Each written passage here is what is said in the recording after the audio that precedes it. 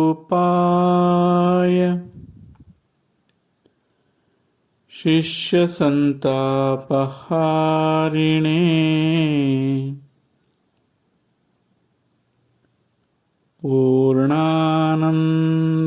पूर्णानन्दबोधाय श्रीसद्गुरुवे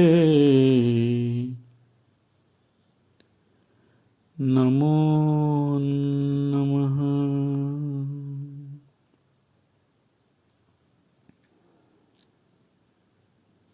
ಆತ್ಮಬಂಧುಗಳಿಗೆಲ್ಲ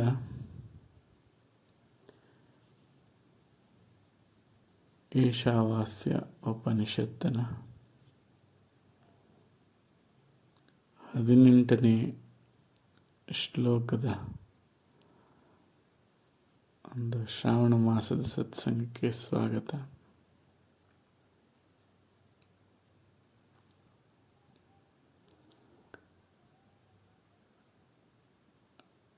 ಇಂದು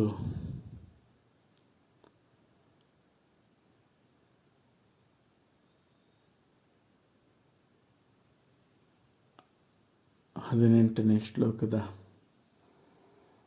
ಮೂಲಕ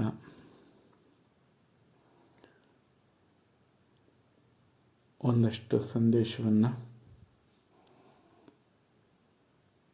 ಮಹಾತ್ಮರು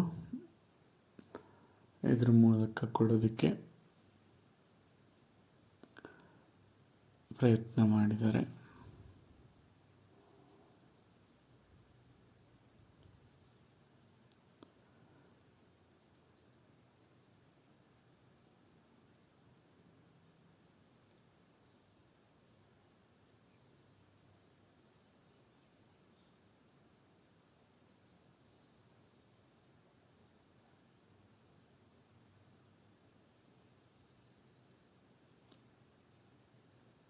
ಶ್ಲೋಕ ಹೀಗಿದೆ: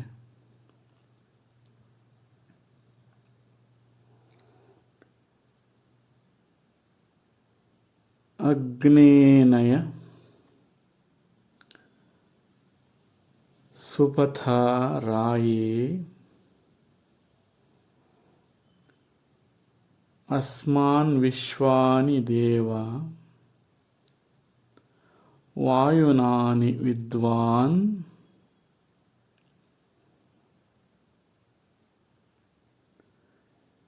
ಯುಯೋಧ್ಯಸ್ಮ ಜುರಾಣಾಮೇನೋ ಭೂಯಿಷ್ಟಾಂ ತೇ ನಾಮ ಉಕ್ತಿಂ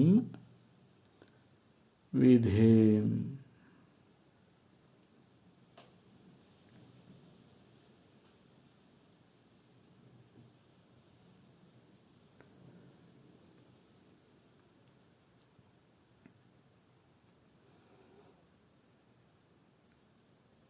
ಅಗ್ನಿ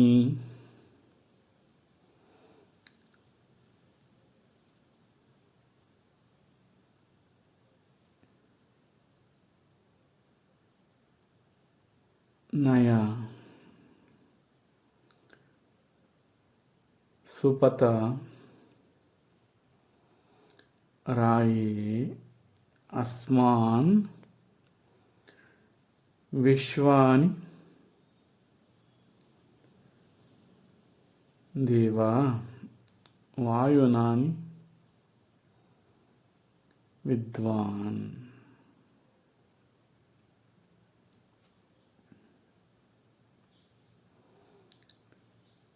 ಇಲ್ಲಿ ಮೊದಲಿಂದ ಹೇಳ್ತಾ ಬರ್ತಾ ಇದ್ವಿ, ವಾಯು ಅಂದರೆ ಪ್ರಾಣರೂಪವಾಗಿ ತೋರುವಂಥ ಮೂಲತತ್ವ ಅಂತ. ಅಗ್ನಿಯಲ್ಲಿ ಕ್ರಿಯಾರೂಪವಾಗಿ ಪ್ರಕಟವಾಗಿರುವಂಥ ತೋರುವಂಥ ಒಂದು ಮೂಲ ತತ್ವ ಅದು. ನಯ ಅಂದರೆ ಅದರ ನಾಯಕ, ಒಡೆಯ. ಆ ಕ್ರಿಯಾರೂಪಕ್ಕೆ ಯಾರು ಒಡೆಯರು ಅವರಲ್ಲಿ ಕೇಳ್ಕೊತಾ ಇದ್ದಾರೆ ಏನಂತ. ರಾಯಿ ಅಂದರೆ ಕೇಳ್ಕೊಳ್ಳುವಂಥದ್ದು, ವಿನಂತಿಸುವಂಥದ್ದು, ಬೇಡುವಂಥದ್ದು. ಸುಪಥ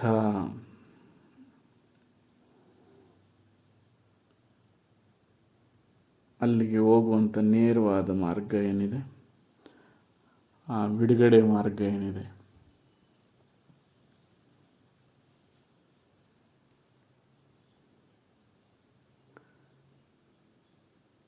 ಆ ಸುಪಥವನ್ನು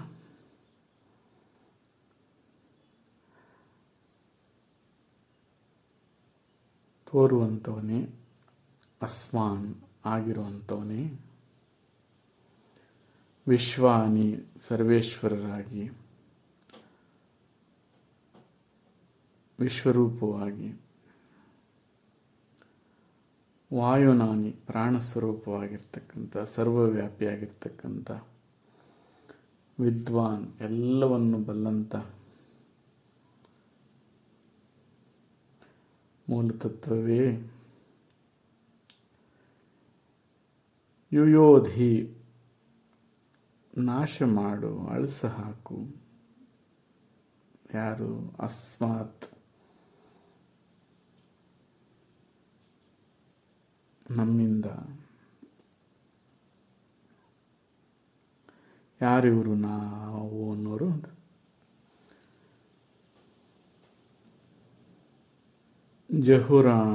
ಜಹುರಾಣಂ ಅಂದರೆ ಯಾವುದು ಆ ಪಥಕ್ಕೆ ಸೇರಿಸೋದಕ್ಕೆ ಅಡಚಣೆಯನ್ನು ಉಂಟು ಮಾಡಿದ್ವೋ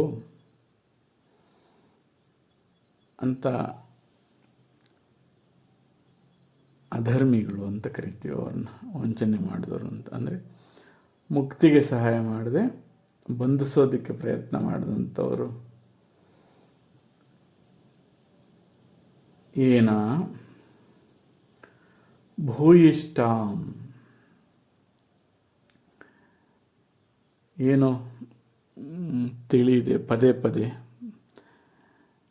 ತಿಳಿದೆ ಏನಾದರೂ ಅಂಥದ್ದನ್ನು ಮಾಡಿದರೆ ಅದನ್ನು ದಯಮಾಡಿ ಅದನ್ನು ಕ್ಷಮಿಸಿ ಅಂತ ತೇ ತಮ್ಮ ನಾಮ ಉಕ್ತಿಂ ವಿಧೇಯಂ ಅಂತ. ಇಲ್ಲಿ ಸಮರ್ಪಣಾ ಭಾವದಿಂದ ಇಲ್ಲೇನು ನಾನು ಹೇಳ್ತೀನಿ ಮಾಡಿಬಿಡಪ್ಪ ಅನ್ನೋಂಥ ಅಧಿಕಾರದಿಂದ ಹೇಳ್ತಾ ಇಲ್ಲ, ಭಿನ್ನವನ್ನು ಇಟ್ಕೋತಾ ಇದ್ದಾನೆ. ಯಾಕೆ ಅಂದರೆ ಸ್ವಪ್ರಯತ್ನ ಇಲ್ಲಿಗೆ ಮುಗೀತು ಅಂತ. ಎಲ್ಲಿವರೆಗೂ ಕರ್ತೃತ್ವ ನಾನು ಅನ್ನೋಂಥದ್ದು ಇರ್ತದೋ ಅಲ್ಲಿವರೆಗೂ ಅಧಿಕಾರಯುತವಾಗಿ ಮಾತನಾಡ್ತದೆ ಇದು. ಆದರೆ ಅದಕ್ಕೆ ಆಧಾರ ಇಲ್ಲದೆ ಇರೋಂಥ ಒಂದು ಅವಸ್ಥೆಯಲ್ಲಿ ಭಿನ್ನ ಮಾತ್ರ ಮುಂಚಿತವಾಗಿ ಅದನ್ನು ಉಚ್ಚರಿಸ್ತಾರೆ. ಯಾಕೆ ಉಚ್ಚರಿಸೋದು? ಈ ಪ್ರಾರಂಭದಲ್ಲಿ ಮಾತನಾಡ್ದಂಗೆ ಮಂದ, ಮಧ್ಯಮ, ತೀವ್ರ ಅಧಿಕಾರತ್ವ ಅಂತ ಏನು ಮಾತನಾಡಿದ್ವಿ, 4 ವಿಧವಾದಂಥವು, 3 ವಿಧವಾದಂಥ ಅಧಿಕಾರತ್ವ ಅಂತ ಏನು ಮಾತಾಡಿದ್ವಿ, ಆ ಔನ್ನತ್ಯವಾದಂಥ ಅವಸ್ಥೆ, ಆ ಅಧಿಕಾರ ಅಥವಾ ಆ ಕೃಪೆಗೆ ಪಾತ್ರ ಆದಾಗ, ಆ ಹಂತಕ್ಕೆ ಬೆಳೆದಾಗ ಅದು ಶ್ರವಣಕ್ಕೆ ಸಮಾಧಿ ಅಂತ. ಅದನ್ನು ಜ್ಞಾಪಿಸ್ಕೊಂಡು ಅದನ್ನು ಕೇಳಿದ ತಕ್ಷಣವೇ ಅಲ್ಲಿ ಭಾವದಲ್ಲಿ ನೆಲೆಯಾಗುವಂಥದ್ದು. ಕೆಲವರು ಭಾವ ಸಮಾಧಿ ಅಂತ ಕೂಡ ಕರಿತೀವಿ ಅದನ್ನು. ಆ ಶಬ್ದ ಕೇಳಿದ್ರೆ ಹಾಗಾಗ್ಬಿಡುವಂಥದ್ದು. ಸೂಚಿಸಿದ್ರೆ ಸಾಕು, ಸಂಜ್ಞೆ ಸಿಕ್ಕಿದ್ರೆ ಸಾಕು, ಒಂದು ಸೆಕೆಂಡು ಕೂಡ, ಒಂದು ಗಳಿಗೆ ಎಂತೀವಿ, ಅರೆಕ್ಷಣ ಕೂಡ ಅಲ್ಲಿ ನಿಲ್ಲಕ್ಕಾಗದೆ ಅದರಲ್ಲಿ ಸೆಳ್ಕೊಂಡ್ಬಿಡ್ತದೆ ಅದು ಅಂತ. ಹೀರ್ಕೋತದ್ದು, ಬೆರೆಸ್ಕೋತದೆ.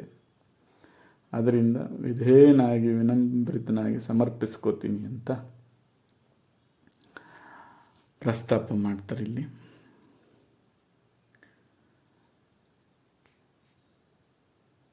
ಹೀಗೆ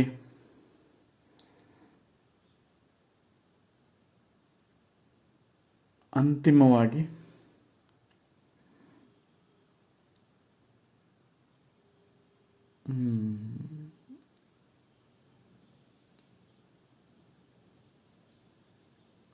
ಇದುವರೆಗೂ ಪೂಜೆ ಅಂದರೆ, ಅಲ್ಲಿ ಕೋರಿಕೆ ಅಂದರೆ ಆತನ ಮೇಲೆ ವಿಶ್ವಾಸವಿರಲಿಲ್ಲ ಅಂತ.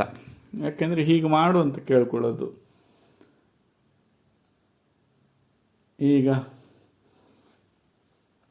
ಯಾವುದರ ಕಾರಣದಿಂದ? ಅದು ಈ ಅಂತಃಕರಣಗಳ ಕಾರಣದಿಂದನೇ ಮನಬುದ್ಧಿ ಚಿತ್ತ ಅಹಂಕಾರಗಳು ತಮಗೆ ತಿಳಿದಾಗೆ ಬೇಡಿಕೊಳ್ಳುವಂಥದ್ದು. ನಿನಗೆ ಸರಿಯಾಗಿ ಗೊತ್ತಿಲ್ಲಪ್ಪ, ನಾವು ಹೇಳಿದಾಗ ಮಾಡುವಂಥದ್ದು. ಆದರೆ ಇಲ್ಲಿ ವಿಧೇಯಂ ಉಕ್ತಿಂ ವಿಧೇಯಂ ಅಂತ ಭಾಳ ವಿನಮ್ರನಾಗಿ ಉಚ್ಚರಿಸ್ತೀವಿ ಉಕ್ತಿಂ ಅಂತ ಹೇಳ್ತಾರೆ, ಸಮರ್ಪಣಾ ಭಾವದಿಂದ.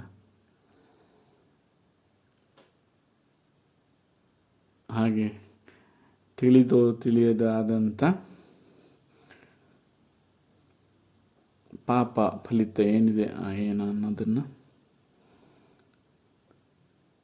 ಮುಕ್ತಗೊಳಿಸಿ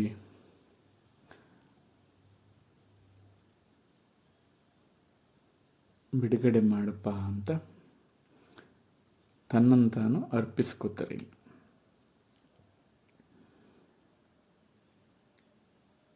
ಇಲ್ಲಿಗೆ ನಿಶ್ಚಿಂತೆಯಾಗಿ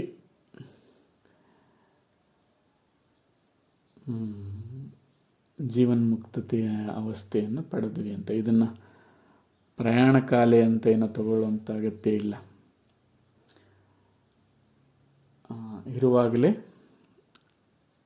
ಆ ಸಾವನ್ನು ನಿಜವಾಗ್ಲೂ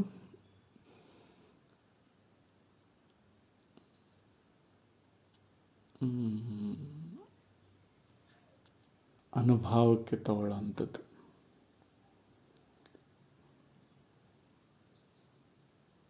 ಯಾರು ನಿಜವಾಗ್ಲೂ ಸಾಯ್ತಾರೋ, ಶರೀರ ಇದ್ದಾಗಲೇ ಸಾಯ್ತಾರೋ ಅವ್ರಿಗಷ್ಟೇ ಮುಕ್ತಿಯ ಅರ್ಥ ಗ್ರಹಣೆಗೆ ಬರೋವಂಥದ್ದು.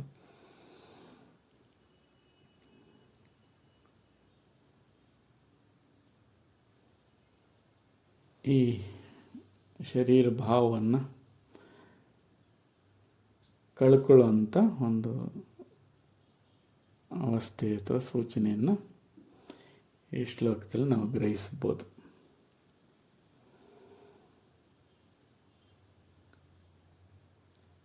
ಹೀಗೆ ಶುದ್ಧವಾಗಿ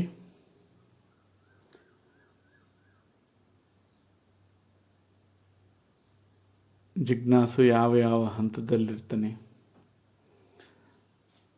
ಯಾವ ಹಂತವನ್ನು ತಾನು ಅನುಭವದಲ್ಲಿ ಸನ್ಮಾರ್ಗವನ್ನು ಅನುಸರಿಸಿ ಅವುಗಳ ವ್ಯತ್ಯಾಸವನ್ನು ತಿಳ್ಕೊತಾನೆ. ನಿತ್ಯ ವಸ್ತು ಯಾವುದು, ಅನಿತ್ಯ ವಸ್ತು ಯಾವುದು, ಸರಿ ಎಂಥ ಕರ್ಮವನ್ನು ಮಾಡಬೇಕು, ಅಂಥ ಕರ್ಮ ಕೊನೆಗಾಲದಲ್ಲಿ ತಾನು ಬೇಡ ಅಂದರೂ ಅದೇ ಬಂದು ನೆನಪಾಗಿ ಉಳಿಯುತ್ತೆ. ಅದರ ಸ್ಮರಣೆಯನ್ನು ಮಾಡ್ತಾ ಶರೀರ ಅದಿಲ್ಲೇ ಭಸ್ಮವಾಗೋಗಲಿ, ನನಗೆ ಬೇಕಾದ್ದು ಸಿಕ್ಕಿದೆ ಅನ್ನುವಂಥ ಭಾವಕ್ಕೆ ಬರ್ತಾನೆ. ಇನ್ನು ಕೊನೆಯದಾಗಿ ತಿಳಿದೇ ಆಗಿರ್ತಕ್ಕಂಥ ಒಂದು ಅಧರ್ಮವನ್ನು ತೆಗೆದುಹಾಕಿ ಸನ್ಮಾರ್ಗ ಏನಿದೆಯೋ ಅದರ ದಾರಿಯನ್ನು ಯಾವ ಅಡಚಣೆಯು ಬರದಾಗಿ ತೆರೆದು ಸೇರಿಸ್ಕೋಪ ಅಂತ ತನ್ನನ್ನು ತಾನು ಸಂಪೂರ್ಣವಾಗಿ ಅರ್ಪಿಸ್ಕೊಳ್ಳೋದ್ರಲ್ಲಿ ಈ ಶ್ಲೋಕ ಅಂದರೆ 18ನೇ ಶ್ಲೋಕ ಮುಕ್ತಾಯವಾಗುತ್ತೆ.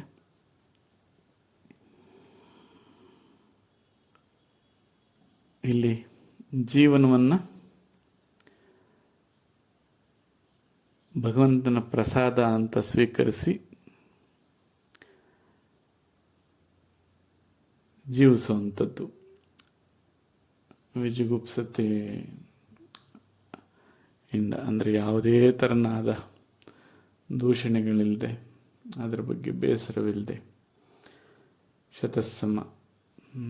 ಶತಾಯುವಿಗೆ ಸಮನಾಗಿ ಆನಂದದಿಂದ ಜೀವಿಸುವಂಥದ್ದು.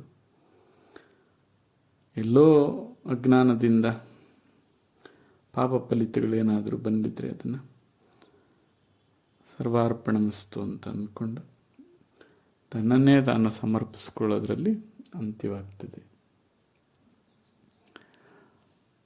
ಬಹಳ ಸಂತೋಷಪ್ಪ.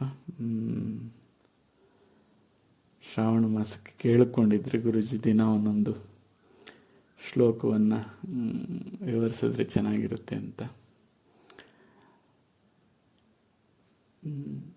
ಒಂದು ವಿಶೇಷ ಅಂದರೆ ಇದುವರೆಗೂ ನಾವು ಇದನ್ನು ಎಂದೂ ಓದಿದ್ದಿಲ್ಲ.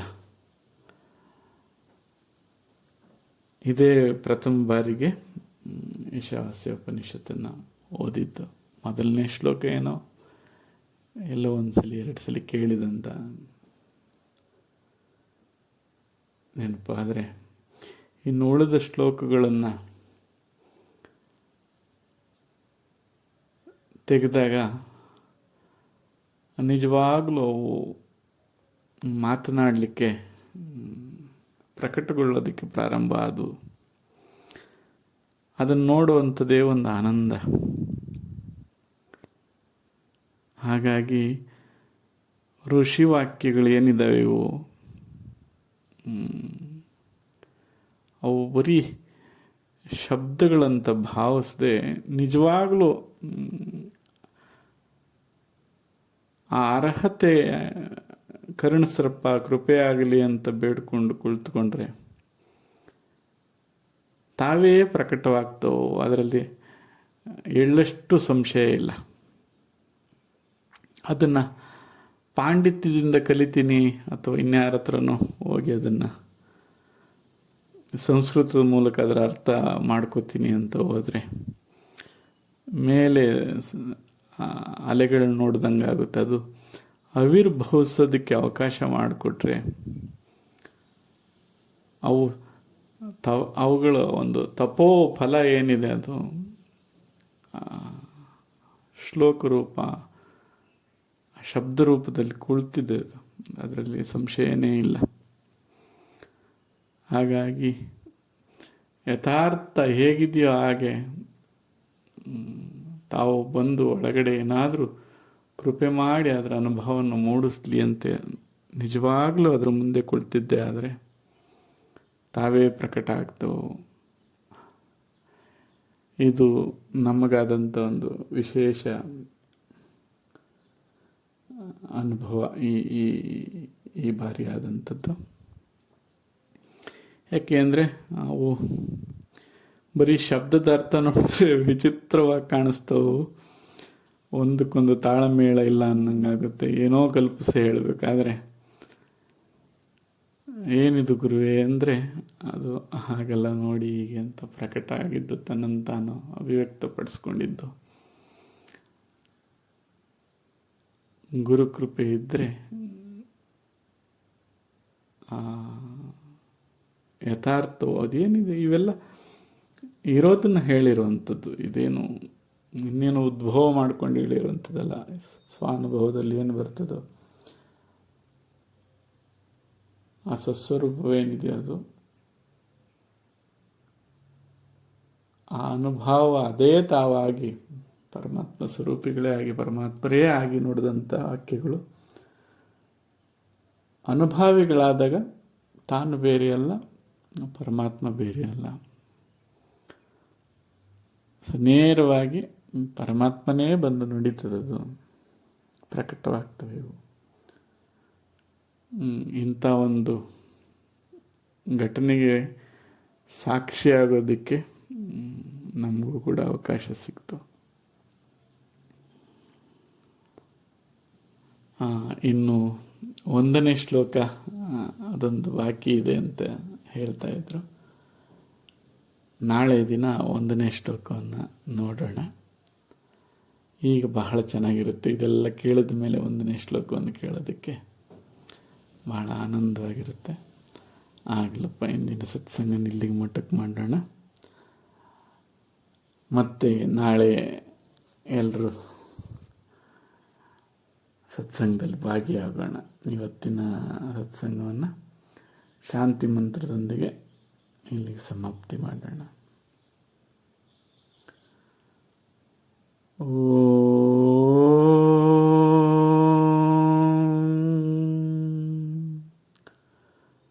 सहना भवतु सहनौ भुनक्तु सह वीर्यं करवावहै तेजस्नवधीतमस्तु मा विद्विषावहै.